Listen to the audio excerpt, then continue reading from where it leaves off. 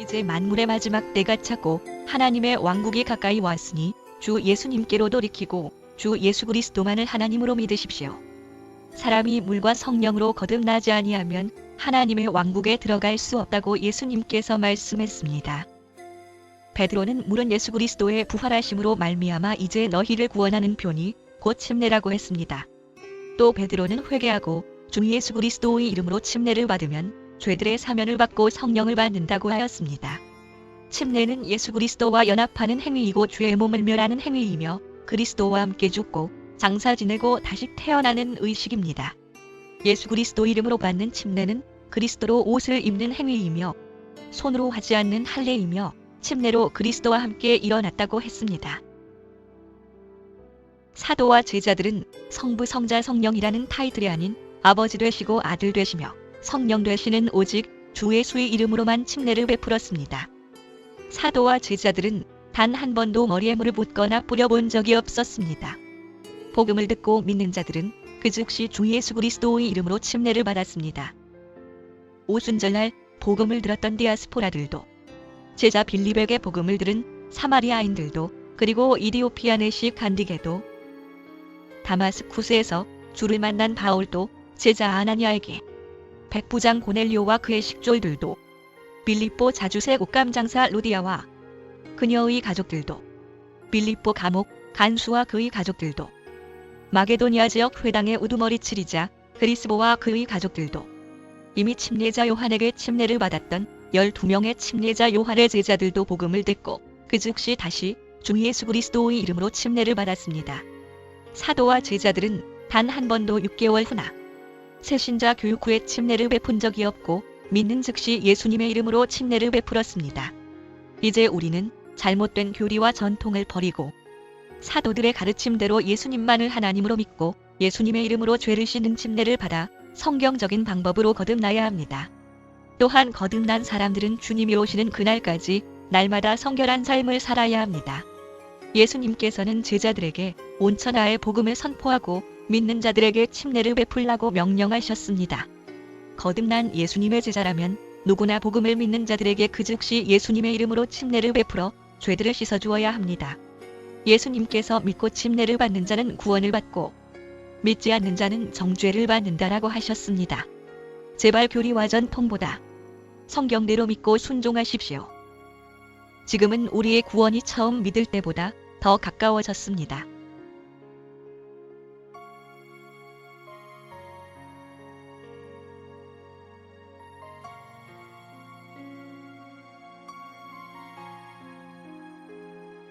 계속해서 우리 다 같이 일어나셔서 우리 하나님 말씀 볼까요? 갈라디아서 3장 23절에서 29절 말씀까지 독하겠습니다. 시작. 그러나 믿음이 오기 전에는 우리가 율법 아래 붙잡혀서 나중에 계시될 믿음에 이르기까지 갇혀 있었느니라. 그런즉 율법은 우리를 그리스도께로 인도하는 훈육 일생이었으니 이것은 우리가 믿음으로 의롭게 되게 하려 함이라. 그러나 믿음이 온 뒤에는 우리가 더 이상 훈육 생활에 있지 아니하도다. 너희가 다 그리스도 예수님을 믿는 믿음으로 말미암아 하나님의 아들들이 되었나니 너희 중에 그리스도 아들로 침례를 받는 자는 다 그리스도로 옷을 입었느니라. 거기에는 유대인이나 그리스인이나 매인자나 자유로운 자가 없으며 남자나 여자가 없나니 너희는 다 그리스도 예수님 안에서 하나이니라. 너희가 그리스도께 속한 자는 곧 아브라함의 씨요 약속에 따른 상속자니라. 아멘. 잘 앉으시기 바랍니다. 갈라디아서 딱 반을 했습니다. 갈라디아서 총 몇 장이죠? 보지 말고요. 나를 보세요.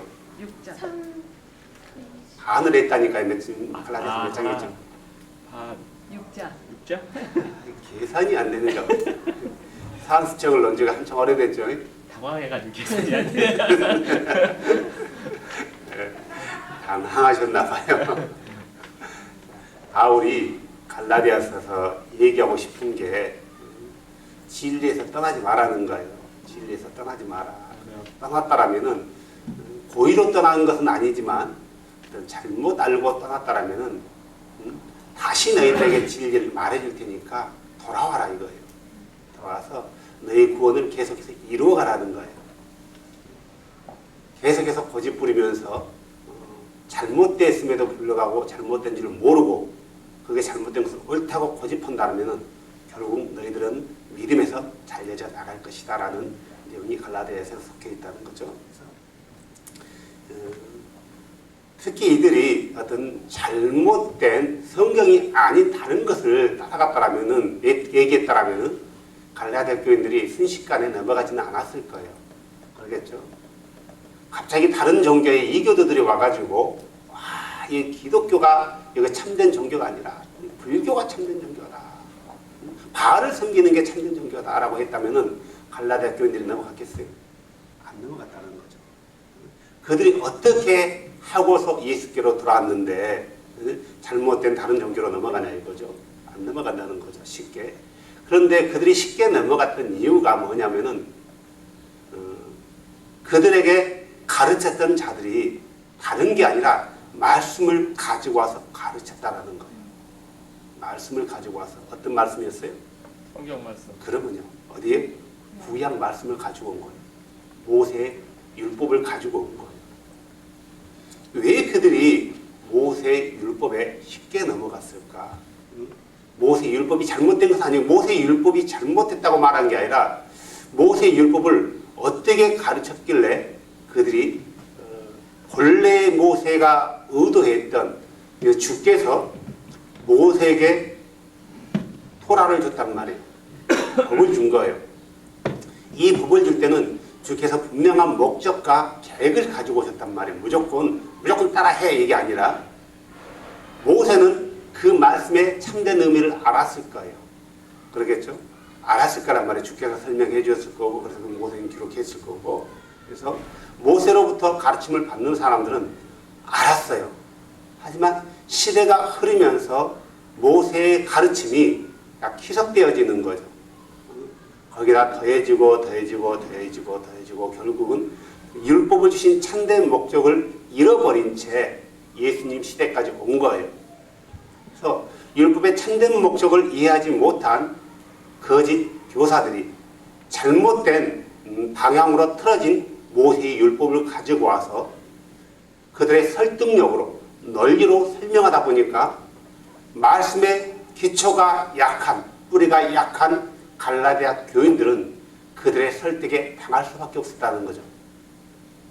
우리는 많은 사람들이 그래요. 어떤 세상 지식에 약한 사람들은 지식에 약한 사람들은 다른 사람들이 그거에 대해서 얘기할 때 자기가 지식에 약하니까 넘어간다는 거죠. 특별히 사기꾼이 사기를 칠 때요. 사기꾼이 사기를 칠 때 틀린 말을 하는 게 아니에요. 다 옳은 말을 해요. 다 옳은 말을 해요. 근데 거기에 딱 한 가지를 집어넣는 거예요. 허황된 것들이요. 그러다 보니까 그 계통에 약한 다시 말해서 사기꾼이 사기를 칠 때는 금전에 관한 것을 사기친단 말이에요. 예를 들어서 부동산에 어떤 해박한 지식이 없는 사람들은 이 사기꾼은 부동산에 해박한 지식을 가지고 있어요. 그래서 틀린 걸 말하는 게 아니라 아주 옳은 것을 얘기한단 말이에요.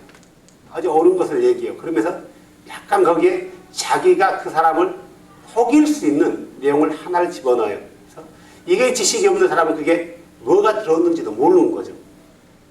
그래서 이 부동산의 사기꾼들이 그래서 사기를 쳐서요. 있는 돈 없는 돈을 다 홀가내는 거예요. 어떤 사람은 알고도 사기친다는 거죠. 요즘 재밌는 게 보이스피싱이잖아요. 보이스피싱. 보이스피싱에 누구도 넘어갔다고요? 조금 물리네요. 보이스피싱에 누구도 넘어갔냐면은 경찰관도 넘어갔대요. 보이스피싱. 보이스피싱에 자, 경찰관도 넘어갔다라는 거예요. 경찰관도. 물론 어리숙한 보이스피싱도 있을 거예요. 유튜브에 찾아보면은 재밌는 보이스피싱 많죠. 그러면 보이스피싱 치려 하다가 당한 사람한테 오히려 당해가지고 교육받는 야, 너 그렇게 해가지고 너한테 속아 넘어가겠냐? 하루에 몇 건이나 하겠냐? 말부터 발가라. 너 말 들어보니까 조선족 말 같은데 그래갖고 쓰겠냐? 이 형님 말 따라해봐라. 그래요? 또 따라하고 아주 재밌는 내용들이 많더라고요.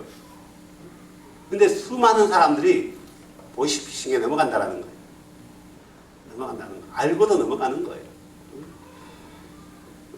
갈라디아 교회의 상황이 바로 그거예요.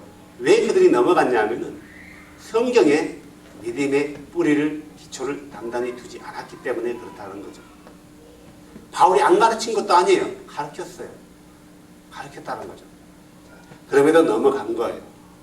그래서 이 넘어간 갈라디아 교인들이 다시 믿음의 근본된 그 자리로 돌아오게 하기 위해서 쓴 게 갈라디아서라고 했단 말이에요. 그들에게 있어서 문제는 어떤 이교도의 어떤 풍습이라든가 이교도들의 어떤 교리라든가 이교도들의 신앙이 아니라 율법이었다라는 거예요. 율법을 도대체 어떻게 해야지, 어떻게 그들에게 율법이라는 것에 대해서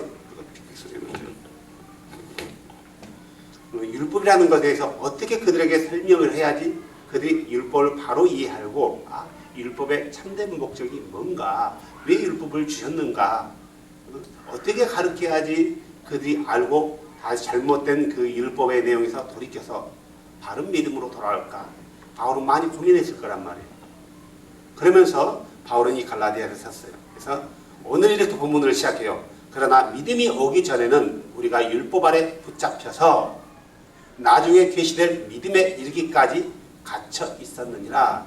다시 말해서 모든 사람들이 어떤 하나의 목적지를 향해서 달려가는데 그 목적지가 다다를 때까지는 뭔가에 붙잡혀 있었다라는 거예요. 여기서 말하는 목적지는 예수 그리스도고 붙잡혀 있는 것은 율법을 말하는 거죠. 율법이 오기 전까지, 믿음이 오기 전까지, 다시 말해서 믿음의 참된 대상이 오기 전까지, 율법에서 말하는 그런 믿음이 오기 전까지. 자, 그러면 율법에서는 뭘 말하냐 이거예요. 율법에서 진정으로 얘기하는 게 뭐냐 이거죠. 자, 율법 절기에서 말하는 절기의 대상이 누구예요? 예수 그리스도라는 거예요. 자, 율법 절기에서 6월절에 어린 양으로 오실 그분이 누구예요? 메시아라는 거예요. 메시아. 6월절에 어린 양으로 오실 메시아. 초실절에 부활의 첫 열매로 오실 메시아. 속죄절에 모든 죄를 사하실 메시아. 초막절에 영원한 천국에서 함께할 예수 그리스도. 나팔절에 재림의 주로 오실 예수 그리스도. 이 절기에서 말하는 모든 포커스가 예수라는 거예요. 이 절기는 율법에 속한단 말이에요. 그것뿐인가요? 우리가 범죄했을 때 우리가 그분 앞에 제사를 지낸단 말이에요. 제사는 누구에게로 인도하는 거예요? 주께로 인도하는 거예요. 우리가 부정하게 돼 있을 때 우리의 부정함을 씻어주실 분이 누구예요? 예수 그리스도라는 거죠. 결국은 토라에서 말하는 하나의 포커스가 누구냐면 예수라는 거죠. 이 토라에서 말하는 이 믿음이 오기 전까지 갇혀 있는 거예요. 아직 드러나지 않았기 때문에 갇혀 있다는 건 누가요? 모든 사람들이요. 자, 그러면서 이렇게 얘기하는 거죠. 24절. 그런즉 율법은 우리를 그리스도께로 인도하는 훈육 선생이 되었으니, 자, 율법은 어느 하나를 말한 게 아니라 성경 전체를 말하는 거죠. 이것들은 우리를 잘 가르쳐서 누구 앞으로 인도한다고요? 예수 그리스도 앞으로 인도한다라는 거죠. 그래서 절기에서 말하는, 율법에서 말하는 그 대상이 누구냐면, 말하고자 싶은 게 누구냐면은 예수라는 거예요. 그래서 그분에게까지 인도하는 역할을 한다는 거예요. 어떤 타이틀을 가지고요? 훈육 선생. 다시 말해서 개혁개정은 몽학 선생이라고 말하고 있어요. 이 몽학 선생이란 건 뭐냐면은 지금 바울이 로마의 어떤 풍습, 민간들이 가지고 있는 풍습을 지금 성경에 빗대었단 말이에요. 율법에 빗대었단 말이에요. 원래 성경 자체는 몽학 선생이라는 게 없어요. 몽학 선생이라는 게 뭐냐면은 로마에 가면은 어떤 귀족이라든가 부자들은 자기 자녀들을 어떻게 하냐면은 노예 중에서 아주 굉장히 좀 지식이 뛰어난 그런 노예가 있어요. 예를 들면은 전쟁 포로가 된 자들 중에서 다니엘과 같은 사람, 그런 사람들은 굉장히 지식이 뛰어나단 말이에요. 이런 사람들을 자기 자녀들을 가르치는 가정교사로 두는 거예요. 가정교사로 두는데 이 가정교사들에게 어떤 권한까지 주냐면은 말을 안 들었을 때 때릴 수 있는, 훈육할 수 있는 권한까지 듣는 거예요. 근데 그 훈육을 당하는 사람은 누구예요? 주인의 아들이라는 거예요. 주인의 아들. 이 주인의 아들이라는 것은 앞으로 이가 성인이 되면은 모든 것을 누구로부터 물려받아요? 자기 아버지로부터 물려받을 권한을 가지고 있는 사람이에요. 그럼에도 불구하고 그는 훈육 선생한테 훈육을 당하는 거예요. 잘못 알고 잘못 따르면 매질까지 당할 수 있는 그런 권한을 가지고 있는 거예요. 바로 이런 로마의 풍습을 성경에 빗대어서 마치 율법이 바로 이런 역할을 한다. 율법 아래에 있는 사람들이 장성한 믿음이 분량에 이르를 때까지, 다시 말해서 믿음의 대상이 올 때까지 성장해서 부모의 모든 유업을 받을 그때까지 훈육 선생의 역할을 한다는 거죠. 그래서 결국 이 율법에서 말하는 그 메시아, 믿음의 대상이 왔으니까, 다시 말해서 그가 성인이 되었으니까 어떻게 되는 거예요? 더 이상 훈육 선생이 필요했다 없다? 없다라는 거예요. 하지만 훈육 선생이 가르쳤던 그 가르침은 여전히 그에게 남아있는 거예요. 훈육 선생이 매질하고 이런 것은 더 이상 못해, 성인이 되면. 하지만 여전히 그가 지혜가 부족할 때 누구에게 물어볼 수 있어요? 자기 교사에게 물어볼 수 있어요. 선생님, 이럴 때 어떻게 되는지 물어볼 수 있다는 거예요. 하지만 모른다 해서 그를 매질할 수 없는 거예요. 다시 말해서 율법은 여전히 우리를 그리스도께로 인도하는, 그리스도의 뜻을 알게 하는 그런 역할을 감당하는 거예요. 하지만 이걸 틀린다 해서 율법이 예전처럼 믿음이 오기 전에 가졌던 그 권한을 행사할 수 없다라는 거예요. 자, 그러면서 이렇게 얘기하는 거죠. 그런즉 율법은 우리를 그리스도께로 인도하는 훈육 선생이었으니 이것은 우리가 믿음으로 의롭게 되게 하려함이라. 믿음으로 의롭게 되게 한다는 것은 믿음으로 상속 유업을 받게 한다는 거예요. 자, 하나님 나라의 유업을 누가 받는 거예요? 의로운 자가 받는 건가요? 의롭지 못한 자가 받는 건가요? 의로운 자가 받는 거란 말이에요. 다시 말해서 의롭게 해서 하나님 나라의 유업을 받게 하기 이야기래요. 이 율법이라는 게 결국 우리를 그리스도께로 인도하는 거예요. 인도해서 그리스도를 알고 발견되어져서 그리스도를 믿음으로 인해서 의로워지는 거예요. 여기서 그리스도를 믿는다는 것은 난 단순히 믿어 이게 아니고 복음에서 요구하는 대로 순종해서 그분이 참 하나님이신 것을 알게 되어서 그분이 요구하는 대로 우리가 의롭게 되기 위해서 뭘 해야 되냐 이거예요. 그 모든 것에 순종한다라는 거예요. 다시 말해서 아이가 훈육 선생 아래에서 가르침을 받을 때 훈육 선생이 말하는 모든 것에 대해서 순종해야만이 부모는 그를 내 재산을 물려줘도 타당하다, 타당하지 못하다고 판단하는 거예요. 그런데 이 훈육 선생이 가르친데도 이 아이가 따르지도 않아요. 따르지 않는 거예요. 자기 멋대로 하는 거예요. 자기 멋대로 하는 거란 말이에요. 그러면은 그 부모가 그것을 알았다면은 그 재산을 그 아이에게 물려주냐 이거예요. 어떤 아이에게 물려줘요?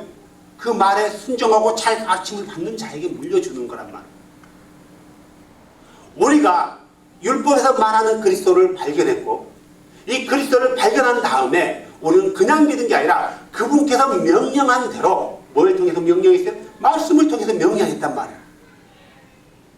명령한 대로 우리는 순종해서 그분 안에 들어와서 의롭게 되었단 말이에요. 그래서 의롭게 된 사람들은 뭘 받는 거예요? 하나님 나라의 유업을 받는 거란 말이에요. 자, 그러나 25절 그러나 믿음이 온 뒤에는 우리가 더 이상 훈육 선생 아래 있지 아니하는도다. 더 이상 훈육 선생이 우리를 가르치지 않는단 말이에요. 하지만 훈육 선생이 가르쳤던 그 교훈은 여전히 남아있어요. 이제 누구로부터 직접 가르침을 받아요? 내 부모로부터 가르침을 받는 거예요. 내 부모로부터. 어떤 가르침을 받아요? 자, 그가 성인이 됐어요. 성인이 됐어요. 그래서 훈육 선생의 어떤 더 이상 가르침을 받지 않아요. 훈육 선생의 가르침은 어떤 고등학문이라는 같은 아주 폭넓은 그런 지식이 아니라 네가 사람으로서 해야 될 기본적인 도리를 말하는 거예요. 한마디로 이 훈육 선생의 가르침을 4장 9절에 이렇게 말하고 있어요. 4장 9절은 3절에는 세상의 초등원리라고 얘기하고 있어요. 초등원리. 또 4장 9절에는 초등학문이라고 얘기하고 있어요. 천한 초등학문이라고 얘기하고 있어요. 이 훈육 선생, 농학 선생이 가르치는 그 가르침은 기본적인 거고요. 나중에 그가 성인이 되었을 때는 부모로부터 직접적인 것들을 배움을 받는단 말이에요. 사람을 만나게 해주고 대인관계를 넓혀준단 말이에요. 많은 사람들을 만나게 해주고 삶에 대해서 더 가르쳐준단 말이에요. 그럼에도 불구하고 그가 따르지 않는다면 그건 잘못된 거겠죠. 그래서 더 이상 초등학문이 우리를 가르치지 않고 그의 가르침은 남아있지만 이제 누구로부터 가르침을 받는 거예요? 우리가 믿음의 대상을 알기 전에는 율법이 우리의 선생이었단 말이에요. 이해되세요? 우리가 믿음의 대상을 분명히 알고 그분 안으로 들어오면 누가 우리의 스승이 되는 거예요? 그분이 우리의 스승이 되는 거예요. 예수는 우리의 선생이란 말이에요. 예수는 우리의 스승인 거예요. 그래서 우리를 진리로 인도하고 진리로 가르치는 거예요. 요한복음은 그렇게 말하고 있어요. 진리의 영이 우리에게 오면은 우리를 진리로 가르친다 이거예요. 진리로 인도한다 이거예요. 예수는 진리의 영이신 그분이란 말이에요. 그래서 더 이상 율법을 통해서 율법이라는 걸 통해서 우리를 가르치는 게 아니라 뭘 통해서 가르쳐요? 직접 자신이 우리 가운데 거룩한 영으로 오셔서 직접 우리를 가르친다라는 거예요. 누구를? 성인 돼서 상속받은 의로운 자들을요. 26절 너희가 다 그리스도 예수를 믿는 믿음으로 말미암아 하나님의 아들들이 되었나니. 많은 사람들이 예수 그리스도를 믿는다 이 믿음 때문에 혼나보고 있다는 거죠. 여기서 말하는 믿음은 단순히 나 믿어가 아니라 어떻게 믿냐라는 거예요. 어떻게 믿냐? 예수 그리스도를 어떻게 믿냐라는 거예요. 어떤 분으로 믿냐 이거예요. 단순히 예수 그리스도께서 십자가에서 우리 죄를 대신해서 죽으셨다 이렇게만 그들은 믿었던 게 아니란 말이에요. 이것도 그 믿음 안에 포함되어 있지만 하나님이신 그분이 성경의 예언대로 메시아로 오신 거예요. 하나님인 그분이 창조자이신 그분이 오신 거란 말이에요. 그래서 창조자이신 그분이 자기들 백성 안으로 오셨는데 임만을 하셨는데 그분의 백성들이 그분을 받아들이지 못하고 어떻게 했어요? 십자가에 못 박으셨다라는 거예요. 그런데 그분은 십자가에 못 박히게 된 것은 예언된 것이고 왜 못 박혔냐? 그들의 모든 죄를 사하기 위함이다. 다시 말해서 창조주가 인간으로 오셔서 우리 죄를 위해서 죽으셨다라는 거예요. 죽을 뿐만 아니라 그가 삶 안에 부활하셨다. 그 피로 인해서 우리가 죄의 사함을 얻은 거다. 그래서 그들은 예수가 창조주라는 사실을 믿었고 인간이 흘렸던 그 예수 그리스도의 피로 인하여 우리의 모든 죄가 사함을 받았다. 이런 내용을 믿은 거지 단순히 예수를 믿었다는 게 아니란 말이에요. 단순히 내가 너를 믿어 이게 아니에요. 우리가 예수를 믿는다라면은 이 어떻게 믿는가에 대해서 정확히 알아야 되는 거예요. 단순히 난 믿어. 많은 사람이 그러잖아요. 그냥 예수를 믿으면 구원받는 거야. 예수 믿으면 구원받는 거야. 어떻게 믿냐 이거예요. 어떻게 믿으라고 가르칠 거야 이거냐고요. 우리는 예수를 믿으십시오 라고 말할 때 어떻게 믿어야 되는지에 대해서 가르쳐줘야 되는 거예요. 그분이 어떤 분인지 그분의 본질이 누구인지에 대해서 가르쳐야 된다는 거예요. 많은 사람들은 그분의 본질에 대해서 오해하고 있단 말이에요. 어떻게 오해해요? 어떤 사람들이 이렇게 가르쳐요. 그는 평상시에 그는 우리가 똑같은 인간이었다. 근데 어느 한순간에 하나님께서 그를 메시아로 사용했다. 인간인데. 그래서 그분의 신성을 부인하면서 예수를 가리키는 사람들도 있어요. 어떤 사람들은 이렇게도 가르쳐요. 아니 어떻게 거룩하신 하나님이 인간으로 올 수 있냐? 죄 많은 불완전한 인간으로 올 수 있냐? 그것은 실제로 온 게 아니라 그냥 우리에게 그렇게 보여진 것이다. 이렇게 가르치는 자도 있어요. 어디 영지주의 보험주의에 속하는 거죠. 어떤 사람들은 하나님이 아들을 낳았다. 그래서 영원전부터 그 우편에 있었는데 자기가 안 가고 아들을 보냈다. 그래서 이 아들 하나님을 믿어야 된다. 이렇게 가르치는 자도 있어요. 근데 대부분의 사람들이 예수가 아들 하나님이었다. 성자 하나님이었다. 이렇게 배움을 받았단 말이에요. 1300년 동안 이렇게 배움을 받은 거예요. 이게 아들 하나님으로, 아들 하나님. 그래서 이 아들 하나님을 믿어야 된다. 그래서 이 아들 하나님을 믿는 믿음으로 구원받는다. 라고 사람들은 가르친다는 거죠. 그런데 성경은 전혀 예수를 그렇게 가르치지 않는다는 거죠. 한 번도 성경은 아들 하나님으로 가르쳐 본 적이 없고 하나님의 아들로 가르쳤다라는 거예요. 하나님의 아들이라는 것은 하나님 자신이라는 말이에요. 신 자신이라는 거예요. 신 자신. 내가 인간의 아들이라는 것은 인간이라는 말이지 내 아버지 이름이 인간이라는 게 아니라는 거죠. 우리가 잘 알고 있어요. 그런 것은요. 자, 그들이 가르쳤던 예수는 그들이 예수를 어떻게 믿으라고 했냐면은 예수는 창조주로서 이 땅에 보여지는 하나님이었다라고 가르쳤다는 거예요. 그분 안에는, 그분의 육신 안에는 그분의 신성의 모든 충만한 것이 그분 안에 있었다. 그분은 고로 창조주다. 너희가 창조주를, 이스라엘 백성들이 창조주를, 육체에 오신 창조주를 십자가에 못 박으셨다. 라고 가르쳤다는 말이에요. 그분을 창조주로 믿어라 이거예요. 창조주가 죄 없는 피를 흘리기 위해서 인간의 몸으로 오셨다. 이걸 그들이 가르쳤다라는 거죠. 근데 요즘에는 이 잘못된 많은 가르침들이 너무나 많이 일어났어요. 너무나 많은 잘못된 가르침들이 있단 말이에요. 그래서 이 가르침들을 다들 사람들이 각자 따르고 있는 거예요. 그래서 많은 사람들에게 예수 그리스도에 대해서 물어보면은 다 다르게 얘기해요. 많은 사람들이 다 달라요. 똑같이 말하는 사람이 거의 드물어요. 하지만 대부분이 예수를 아들 하나님으로 믿는 거죠. 아들 하나님, 성자 하나님으로 믿는다는 거죠. 거룩한 아들 하나님으로. 근데 많은 사람들이 그 예수를 말하면은 다 다르게 얘기한다라는 거예요. 그분은 어제나 오늘이나 영원토록 변함이 없는 동일하신 분임에도 불구하고 많은 사람이 다르게 얘기하는 거예요. 왜 그럴까? 가르치는 사람들이 다 다르게 가르치는 거예요. 그러다 보니까 그 가운데서 자기 나름대로의 예수가 어떤 분인가의 기준을 세운 거예요. 성경과 무관하게. 성경과 무관하게. 그래서 많은 사람들이 무조건 예수만 믿으면 됐지 그런 게 무슨 소용이 있냐라는 거죠. 예수만 믿으면 됐지 무슨 소용이 있냐 이거예요. 그래서 잘못된 믿음의 길을 간다는 거죠. 만약에 이 시대에 사도 바울이 살아있다라면은 정말 한탄했을 거예요.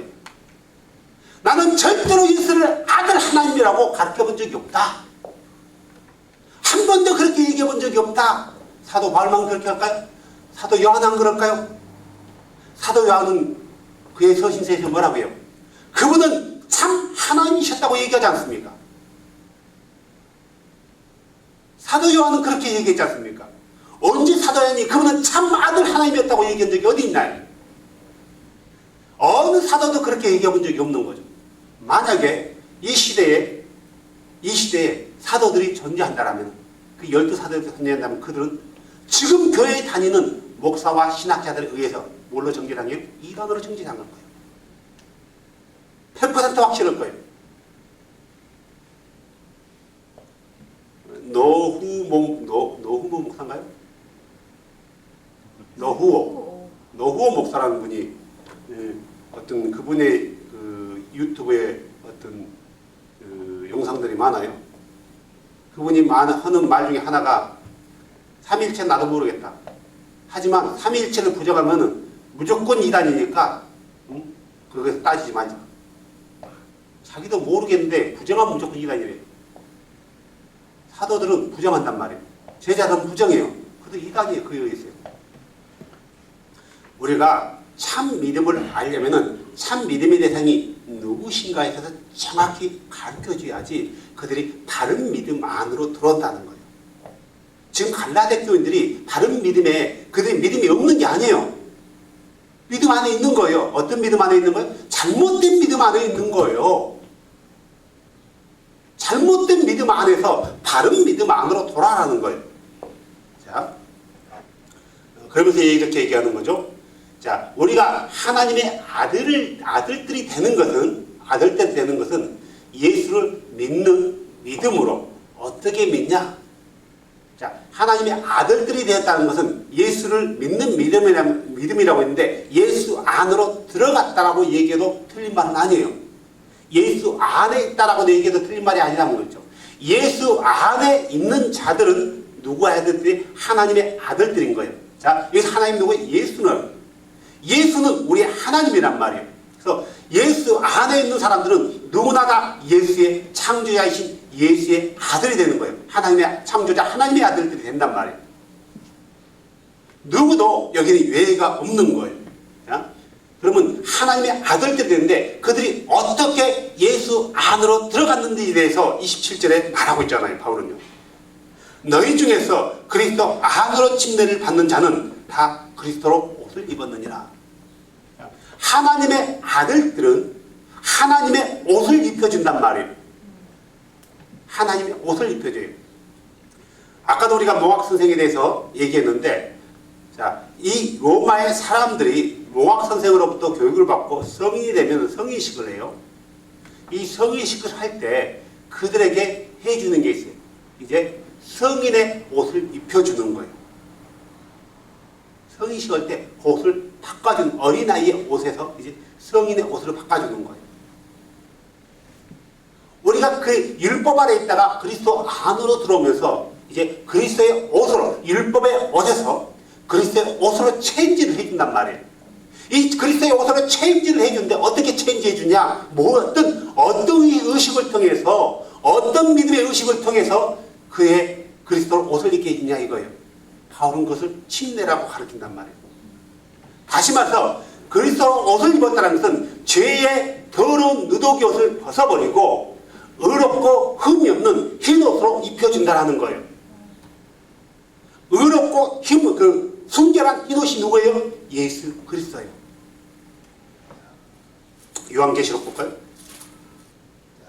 3장 16절부터 볼까요? 그런즉 내가 이같이 미지근하여 차지도 아니하고 뜨겁지도 아니하므로 내가 내 배신을 토하여 내리라. 이는 내가 이르기를 나는 부자라 내가 재산이 불렸으니 아무것도 부족한 것이 없다 하면서 내 비참한 것과 가련한 것과 가난한 것과 눈먼 것과 벌거벗은 것을 알지 못하였기 때문이라. 내가 내게 공고하노니 너는 내게서 불로 정지한 금을 사서 부요한 자가 되고 또 흰옷을 사서 입어 내 벌거벗은 수치를 드러내지 말며 내 눈에 안약을 발라 볼지어다. 여기서 말하는 흰옷이 뭐예요? 일반적인 하얀 옷을 말할까요? 예수 그리스도의 의의 옷으로 우리의 수치를 가리는 것은 예수 그리스도밖에 없다는 거죠. 너의 벌거벗은 수치를 예수 그리스도로 가리라는 거예요. 불로 연단한 금을 사라는 거예요. 믿음으로 예수 그리스도의 옷을 입으라는 거예요. 믿음으로 예수 그리스도의 옷을 입는 게 뭐냐고요? 갈라디아서는 그걸 침례라고 얘기한단 말이에요. 왜 침례라고 얘기하냐? 우리가 침례 받을 때 죄의 사함이, 죄의 씻어짐이 뭘로 이루어지는 거예요? 그분의 피로 이루어진다는 거예요.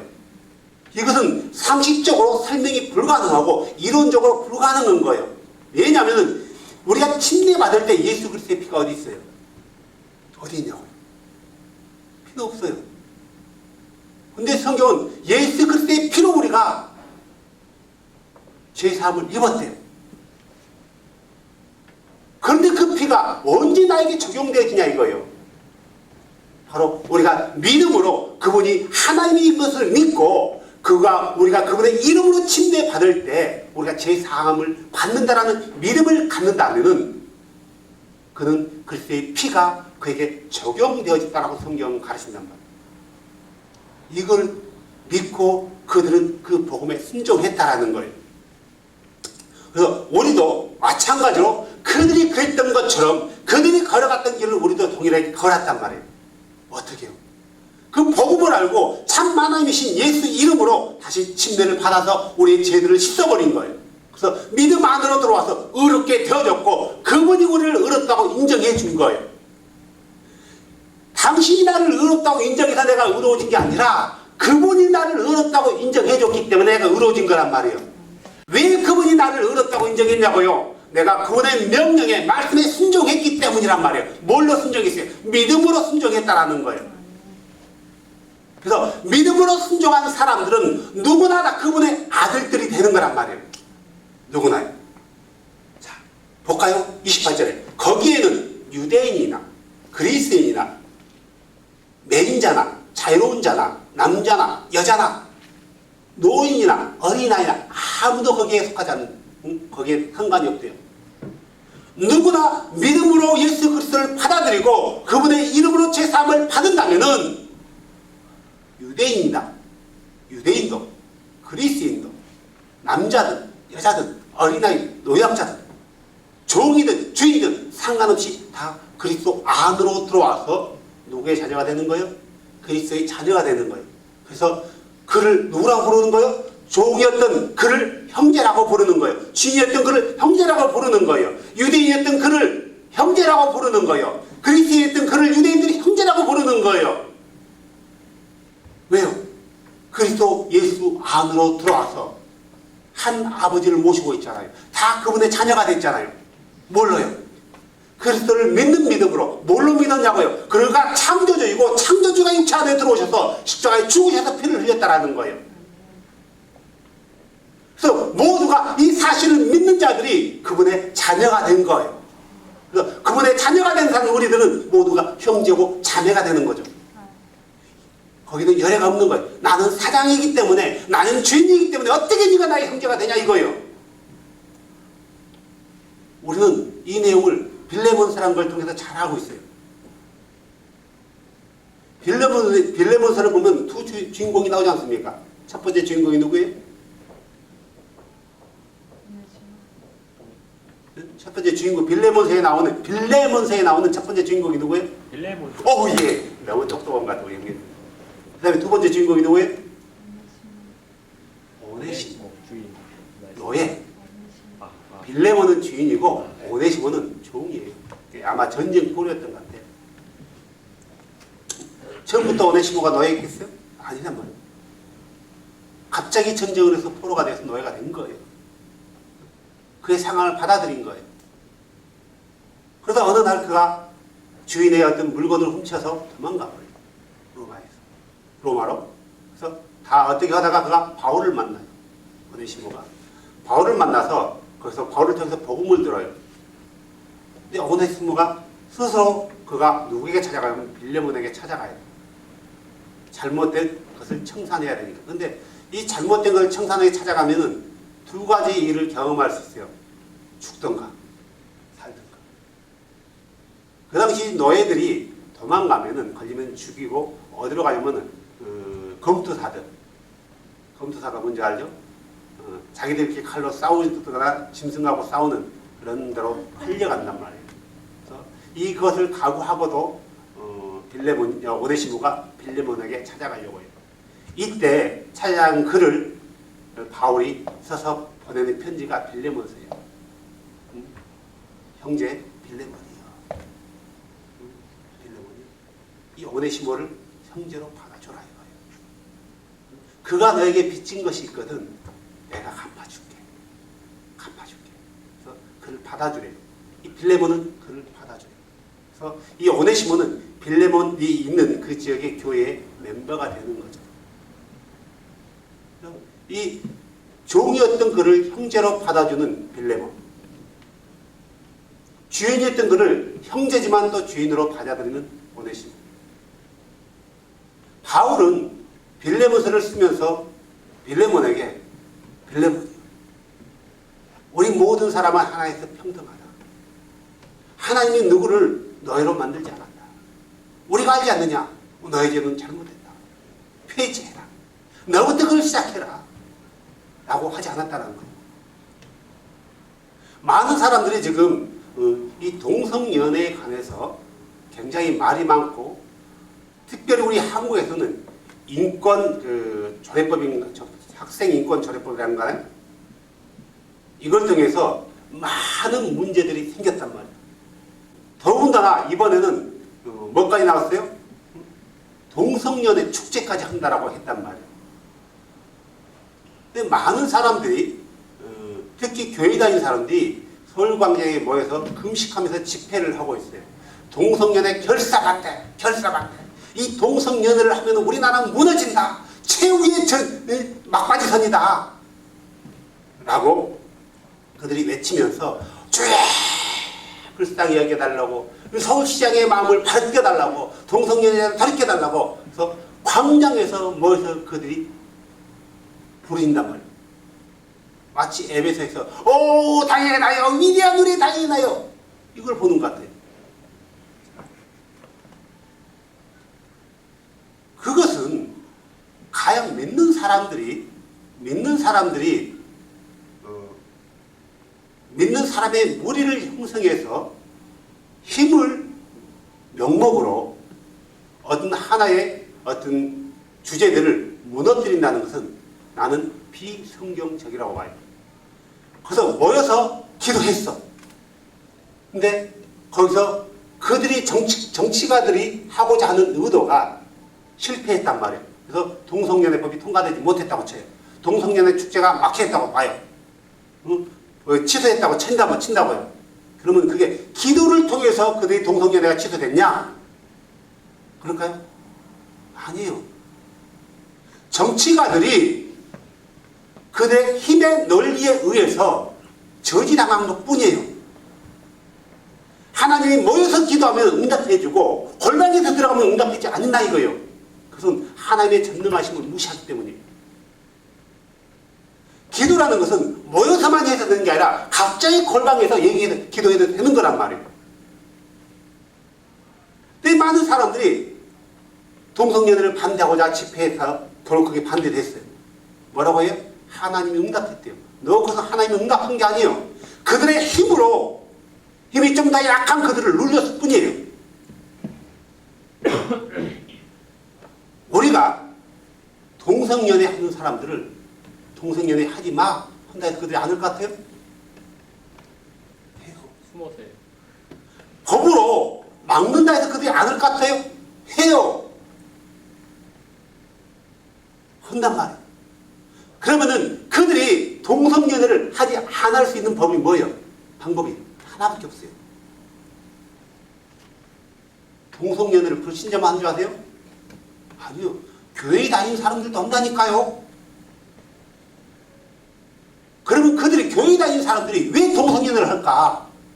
왜 할 것 같아요? 죄라고 안 가르치니까. 죄라고 안 가르치니까. 예, 뭐요?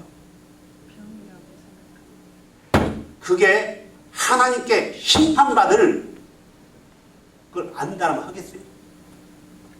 다시 말해서 주를 두려워하지 않기 때문에 그걸 하는 거예요. 목사든 교회 다니는 사람이든. 주는 그걸 싫어한단 말이에요. 주는 그것을 가정이 여겨요.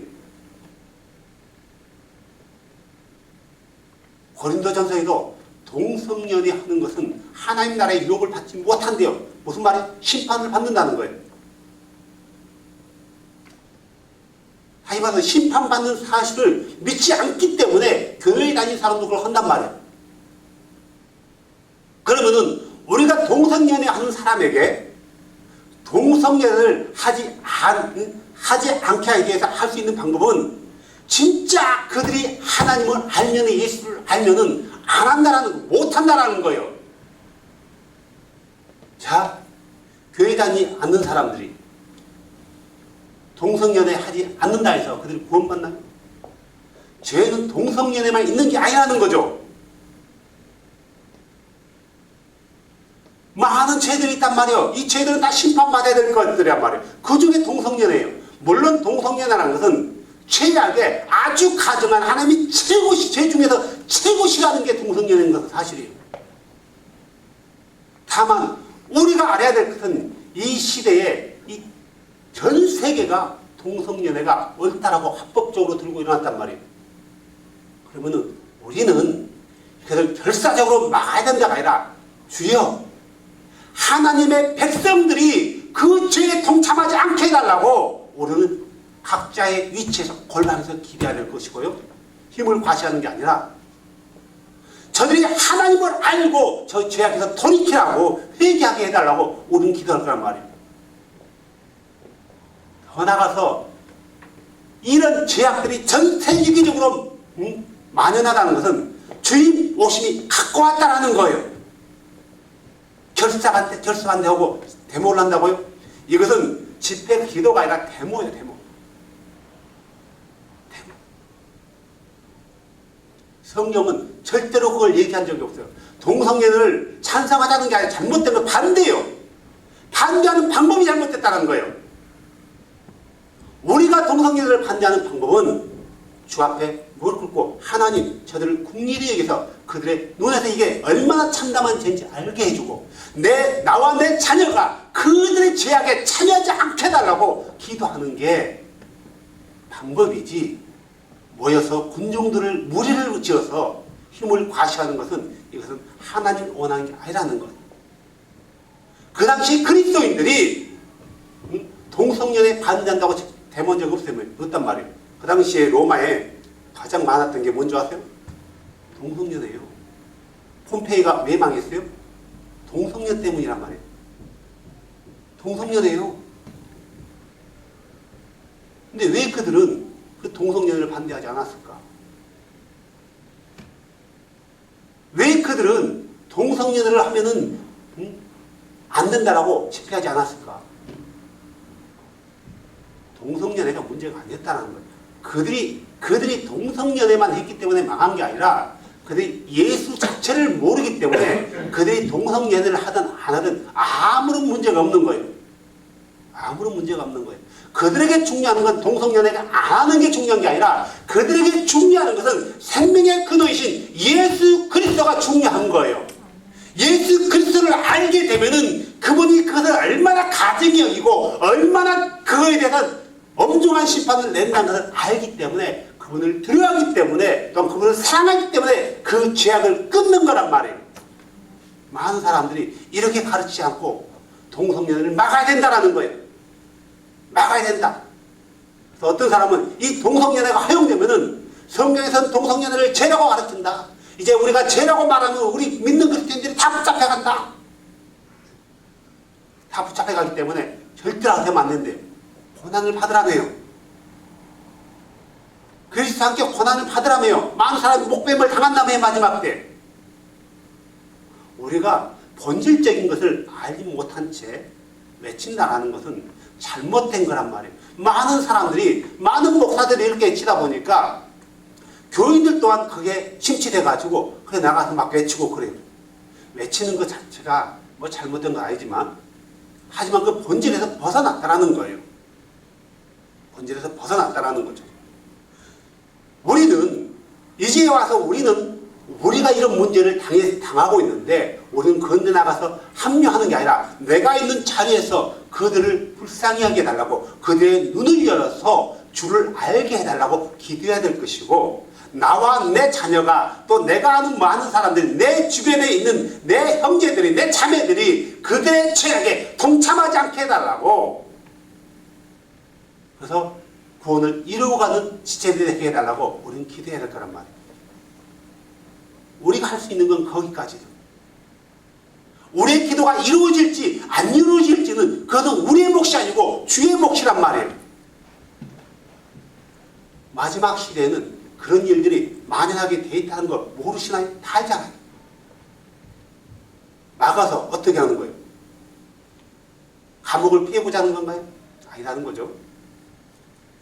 자, 우리는 예수 안에서 하나가 된 사람들은 모두가 형제요 자매가 된 거예요. 거기에는 유대인이나 헬라인이나 이방인이나 선택받은 사람이나 어린아이나 노약자나 여자나 남자나 종이나 주인이나 상관없다는 거예요. 다 그리스도 안으로 들어오면 형제 자매예요. 우리는 내 형제 자매를 위해서 기도할 것이고 그가 바른 믿음 안에 서기를 원하는 바른 믿음을 쫓는 왜 바울이 갈라디아 교인들 향해 이렇게 복이 터져라 외치고 있냐고요. 그들이 바울의 형제이기 때문이 아닌가요? 바울은 유대인이에요. 히브리 중에 히브리란 말이에요. 갈라디아 교인들은 이방인이에요. 그리스 철학, 헬라 철학에 물들어 있는 사람이에요. 전에는 그랬지만 이제 그리스도 안에서 형제가 된 거예요. 그래서 그들이 그리스도 안으로 참 믿음 안으로 들어가기 위해서 외치고 있는 거예요. 너의 죄가 잘못했다 폐죄라고 하지 않아요. 바울이 살고 있는 시대에도 동성애자가 많았단 말이에요. 동성애자 잘못됐습니다. 폐죄를 하지 않았단 말이에요. 우리 모이가 말 안 했단 말이에요. 그런 일에 잘못된 믿음에 동참하지 말자라는 거예요. 그래서 우리가 믿음 안으로 들어오는 사람은 다 믿음의 초상이 아브라함의 후손이 됐다라는 거예요. 왜요? 왜 아브라함의 후손이 되는 거예요? 그리스도가 아브라함의 후손이잖아요. 그리스도가 아브라함의 후손인 거예요. 그래서 그리스도 안으로 들어오는 사람은 다 아브라함의 후손이 되는 거란 말이에요. 사랑하는 여러분, 오랜 전에는 아브라함의 후손이 아니었어요. 율법에 매여 있는 사람이었단 말이에요. 내 양심의 율법에 매여 있었고 세상의 법에 매여 있었단 말이에요. 잘못된 교리의 법에 매여 있었던 거예요. 잘못된 믿음 안에서 걸어갔던 거예요. 이제 우리가 바른 진리를 알고 예수 그리스도 안으로 들어와서 그리스도의 자녀가 됐어요. 예수 그리스도의 자녀가 됐어요. 믿음으로는 아브라함의 후손이 되었어요. 아브라함이 하나님 나라의 유업을 받듯이 우리도 그 나라의 유업을 받을 수 있는 자격을 부여받았다라는 거예요. 그러면은 우리는 이 부여받은 이 자격을 끝까지 킵해야 되지 않나요? 잘못된 믿음의 길을 걸어간다면은 갈라디아 교인들이 순식간에 율법의 잘못된 가르침에 넘어갔던 것처럼 우리도 잘못된 교리에 넘어간다면은 우리가 아무리 예수를 믿는다 할지라도 우리가 그 믿음에서 구원받을 수 있나요? 갈라디아 교인들이 예수를 부정한 게 아니라는 거죠. 갈라디아 교인들이 예수를 안 믿은 게 아니에요. 여전히 그들은 예수를 믿은 거예요. 어떻게 믿었어요? 예수가 창조자는 사실을 믿었어요. 하지만 그것 가지고 부족하다는 거예요. 뭘 더 해야 된다? 율법에서 말하는 의를 더 이루어야 된다는 거예요. 예수를 믿었다 해서 그들이 안 믿는 게 믿었다 해서 구원받는 게 아니라 예수를 어떻게 끝까지 잘 믿냐 이거예요. 그분의 가르침에 순종하고 그분의 제자들이 가르쳤던 그 복음의 내용에 합당한 삶을 살아가는 거예요. 우리는 많은 사람들이 사도들의 가르침에 따라야 된다고 외치고 있어요. 어떤 목사님하고 통화하면서 이런 얘기를 했어요. 그 목사님은 나한테 이렇게 얘기하더라고요. 저는 성경에 말한 대로 따릅니다. 성경에서 말한 대로 따른대요. 성경에서 가르치는 따른대요. 그래서 제가 한 가지 더 질문했지 않습니까? 그러면 목사님은 침례를 주십니까? 세례를 주십니까? 침례를 주실 때 성경대로 예수님의 이름으로 하십니까? 아니면 타이틀로 하십니까? 그분이 그것만큼은 교단의 법을 따르고 있습니다 라고 하더라고요. 그것만큼은 교단의 법을 따르는데 성경을 안 따르고 그러면 성경을 따랐다고 말할 수 없는 거죠. 너희가 성경을 율법을 보지 않았냐? 율법에 하나라도 어기면은 모든 것을 어기게 된대요. 우리가 몰랐다라면은 어떻게 그게 그럴 수 있을지 모르겠어요. 알고도 그런다면은 그건 다른 게 아니죠. 알고도 그런다면은 사랑하는 여러분, 우리는 아브라함의 후손이 된 사람들은 아브라함이 믿음을 쫓았던 것처럼 우리도 그렇게 믿음을 쫓아야 돼요. 아브라함이 얼마나 믿음의 삶을 잘 쫓았냐고요. 아브라함의 후손은 그냥 되는 게 아니라 예수 그리스도의 피값으로 우리가 아브라함의 후손이 된 거란 말이에요. 그러면 그의 피의 공로가 나를 통해서 헛되이 땅에 쏟아지는 그런 피가 되면 안 되지 않습니까? 예수 그리스도의 피는 생명을 살리는 피지 땅에 쏟아지는 그런 피가 아니라는 거죠. 그 피가 나를 통해서 다른 사람에게 전달되어져야 되지 않겠습니까? 우리가 바른 믿음을 그렇게 그들에게 가르칠 때, 전할 때 그들 중에 바른 믿음으로 들어올 수 있는 사람이 있다라는 거예요. 그래서 나를 통해서 예수 그리스도가 바로 선포되어져서 많은 사람들이 예수 그리스도 안에서 참 자유와 참 믿음 생활을 할 수 있는, 참 신앙 생활을 할 수 있는 그런 통로가 나와 여러분이 되어야 되지 않겠냐고요. 많은 사람이 예수 그리스도를 알지 못해요. 교회 다니는 사람들이. 설령 예수 그리스도를 알았다는 사람들도 알므로 끝나버리고 다시 왔던 길로 돌아간 사람이 많아요. 우리는 왔던 길로 돌아가는 그런 사람이 아니라 끝까지 이 믿음의 길에서 서서 좌로나 우로나 치우치지 않고 오직 예수 그리스도만이 나의 하나님, 나의 주, 나의 구원자라는 사실을 잊지 않고 그분의 믿음의 길에서 늘 서서 따라가야 되지 않겠습니까? 그러다 주님이 오실 때 우리가 그의 눈에 발견되어지는 것이 아니겠습니까? 사랑하는 여러분, 우리는 이제 예수 그리스도로 의로운 옷을 입은 자들이에요. 우리 형제님이 예수 그리스도로 옷을 입었다는 사실 잊지 마시기 바랍니다. 그 옷을 더럽히지 마십시오. 나도 마찬가지고, 우리 다솔이도 마찬가지고, 주환이도 마찬가지고, 그분의 옷을 더럽힌 자를 주께서 죄 없다 하지 않을 거란 말이에요. 살아가면서 우리 옷에 먼지는 안 묻을 수는 없을 거예요. 그러겠죠? 먼지 안 묻을 수는 없단 말이에요. 입고 있다 보면 때가 묻을 수 있어요. 하지만 고의로 돼지우리에 들어가서 뒹굴 수는 없지 않습니까? 고의로 뒹굴 수는 없잖아요. 어떻게 살면서 옷에 때를 안 묻힐 수 있어 하면서 일부러 웅덩이에서 뒹굴 수 없지 않습니까? 그렇다면 심각한 거죠. 우리가 그리스도로 옷을 입었다는 것은 의로워졌다는 거예요.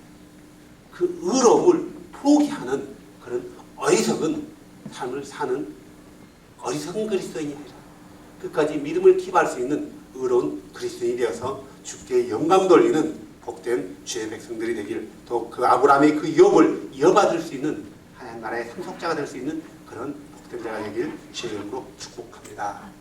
기도합시다. 주 예수님, 우리는 지금까지 믿음 생활을 해오면서 참된 율법에서 말하는 그 믿음이 어떤 것인지에 대해서 알지 못한 채 무작정 믿었습니다.